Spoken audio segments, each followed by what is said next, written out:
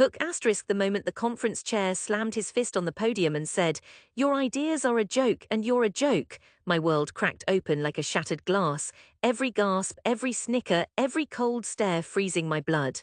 That single sentence didn't just end a career, it ripped the ladder from beneath my feet and thrust me into the abyss of public humiliation.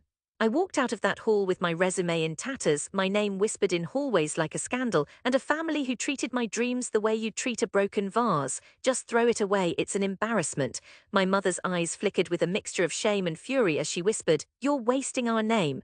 My brother's laugh echoed down the hallway. A mycologist in an office building, that's a circus act, not a career. They called my ambition hipster nonsense and warned that I'd starve. The sting was a brand seared into my skin. I left the ivory tower with nothing but a battered notebook, a pocket full of spore syringes, and a stubborn heartbeat that refused to quit. I moved into a cracked basement apartment where the only windows opened onto brick walls and pigeons cooed like judges. My first experiment was a rusted metal barrel in a forgotten alley behind the laundromat, my lab. I dropped packets of oyster mushroom spawn into coffee grounds, covered them with old newspapers, and waited. Each day was a silent negotiation with decay, each night a prayer that something would grow. The early months felt like crawling through mud. Some weeks, the mushrooms sprouted, bright as neon signs in the gloom, and I sold them to a nearby corner store for a few coins. Others, they rotted, and I stared at the blackened remains wondering if I'd ever prove anyone wrong. I learned to read the language of decay, to coax life from waste, to listen to the city's hidden pulse. I started with one abandoned lot, then two, then a whole block of crumbling warehouses. The city council scoffed until a news story ran, "Mushroom Man turns urban decay into green oases." My phone buzzed non-stop, local chefs, health clinics, even a mayoral office called me for a pilot program. I built a network of vertical farms inside condemned structures, each one a living proof that food deserts could be eradicated with nothing but spores and stubborn will. The same scientists who once ridiculed me now cited my work in peer-reviewed papers. My methods cut food transport costs by 70%, provided medicinal mushrooms to hospitals, and created jobs for a community that had been written off as unemployable. The city's skyline reshaped itself, not with steel towers, but with rows of emerald glowing mushroom fruiting bodies.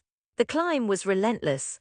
I pulled all-nighters balancing spreadsheets and spore cultures, negotiated grants while my hands trembled from caffeine, and celebrated each tiny victory with a cup of tea brewed from my own cultivated herbs. I faced setbacks, mold outbreaks, funding cuts, a skeptical mayor who threatened to shut me down. Every failure taught me that resilience isn't about never falling, it's about rising each time with a little more wisdom, a little more purpose.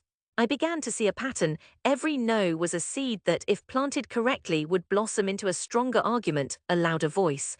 Then came the day that rewrote the script of my life. My mother called, her voice trembling, "We heard you're coming back, is it true?" The invitation was a dinner at the very house that had once mocked me. My family, now older and weary, gathered around a modest dining table, unaware that the man they'd dismissed wore a navy blazer emblazoned with the city's highest honor. Champion of sustainable urban renewal. I walked in with a sleek, sealed container, inside vibrant, glistening mycelium cultures, a prototype for a self-sustaining mushroom greenhouse that could be installed in any vacant lot. When I opened the case, the room fell silent. The air shifted, a faint, earthy fragrance rose carrying notes of forest after rain. I placed the container on the table, and as the first sprouts unfurled, the scent grew richer, more inviting. My younger brother, eyes wide, whispered, "Is that?" I nodded. "It's the future you laughed at." I then pressed a button.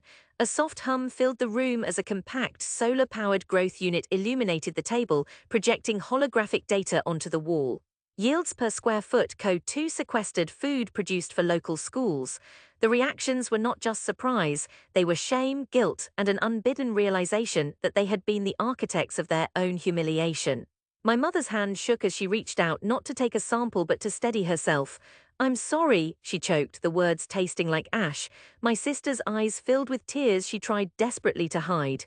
My father, once the most vocal critic, finally spoke, voice hoarse. "We were scared of the unknown, we were scared of losing the image we built for ourselves. We hurt you." I didn't respond with vengeance. I simply said, "Your doubt built the fire I burned to rise." In that moment, the consequences of their past derision manifested not as revenge, but as a mirror held up to their own fragility. Their mockery had been rooted in fear. Their fear had been the catalyst that forced me to prove, not to them but to myself, that I could transform the most barren of places into fertile hope. The dinner ended not with a heated argument but with a shared silence, heavy with newfound respect. My family tasted the mushrooms, felt the texture of the mycelial network spreading across the table, and understood, without words, that the ridiculous dream they once ridiculed had become a lifeline for a community they cared about.